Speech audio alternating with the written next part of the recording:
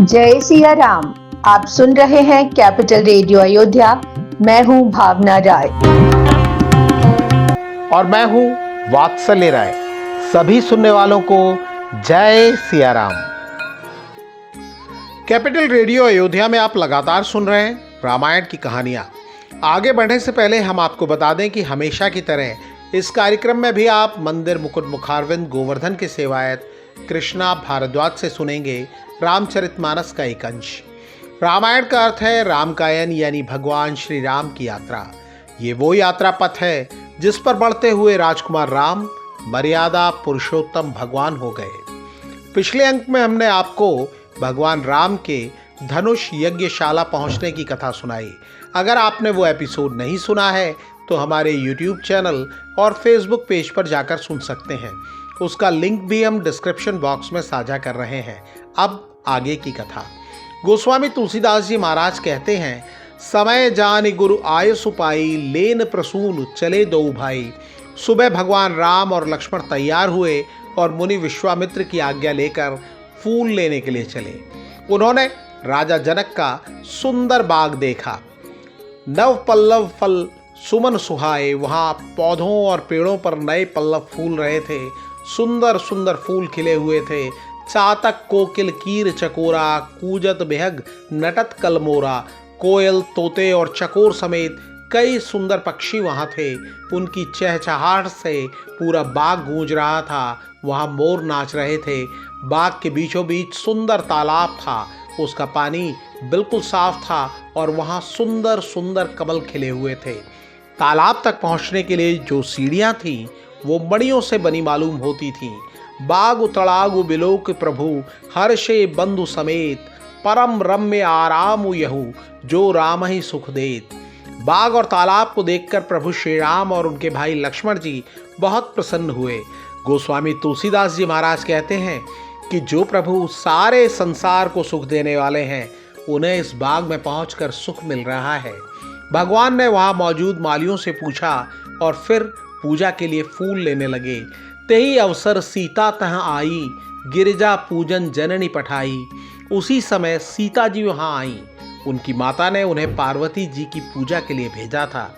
उनके साथ कई सखियां थीं जो मधुर स्वर में गीत गा रही थीं। सर समीप गिरजा गृह सोहा, सरोवर के समीप ही माता पार्वती का मंदिर है। पूजा कीन अधिक अनुरागा, निज अनुरूप सुभग बरु मांगा। सीता जी ने पूरे मनोयोग के साथ पार्वती माता की पूजा की और उनसे प्रार्थना की कि उन्हें उनके अनुरूप ही वर मिले। इस एपिसोड में इतना ही। अगले अंक में हम आपको सुनाएंगे आगे की कथा। कार्यक्रम को पसंद करने और शेयर करने के लिए हम आप सभी सुनने वालों के बहुत आभारी हैं। और अब प्रभु श्री राम के चरित का बखान सुना रहे हैं मंदिर मुकुट मुखारविंद गोवर्धन के सेवायत कृष्णा भारद्वाज। श्री गुरुवे नमः। ओम श्री गणेशाय नमः। ओम श्री रामचंद्राय नमः। ओम श्री हनुमते नमः। जय श्री राम। आज्ञे अकोविद अंध अवागे, काई न विषय मुकुर मन लागे। लंपट कपट कुटिल विशेषी, सपने संत सभा नहीं देखी। जो अज्ञानी मूर्ख, अंधे और भाग्यहीन हैं और जिनके मन रूपी दर्पण पर विषय रूपी काई जमी हुई है, जो व्यभिचारी, छली और बड़े कुटिल हैं और जिन्होंने कभी स्वप्न में भी संत समाज के दर्शन नहीं किए।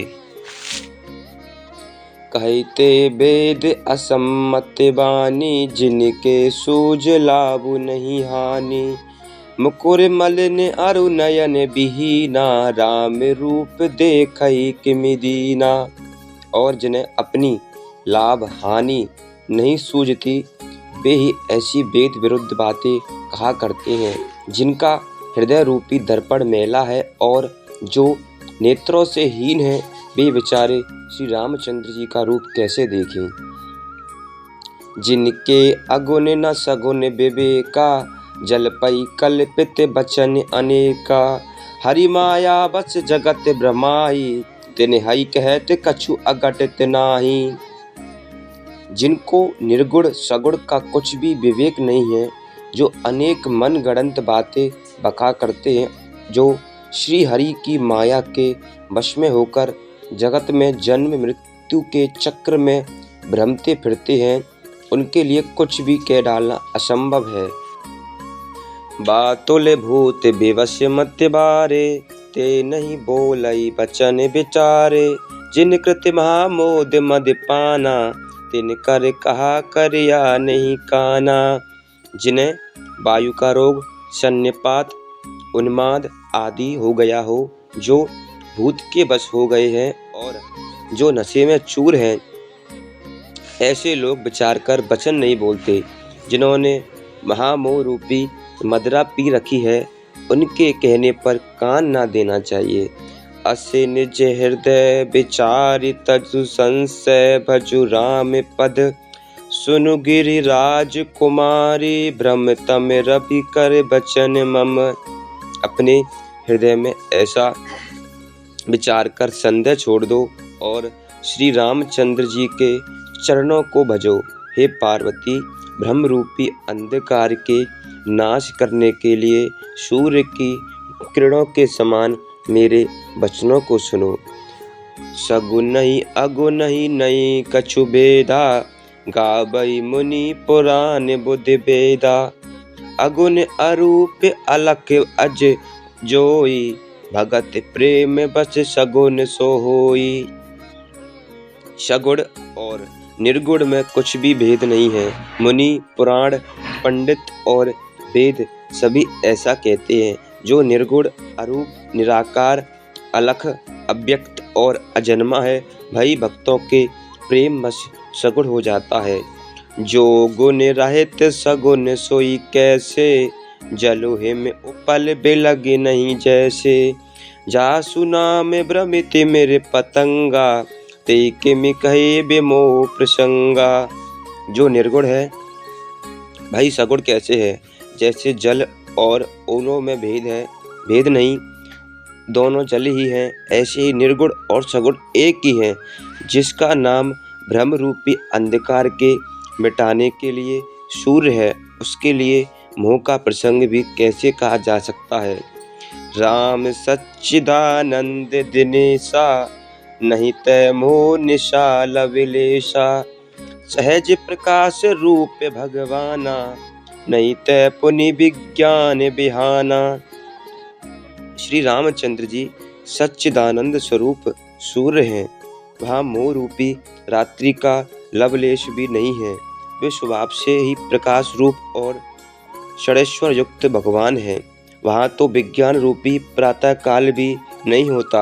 अज्ञान रूपी रात्रि हो तब तो विज्ञान रूपी प्रातः काल हो।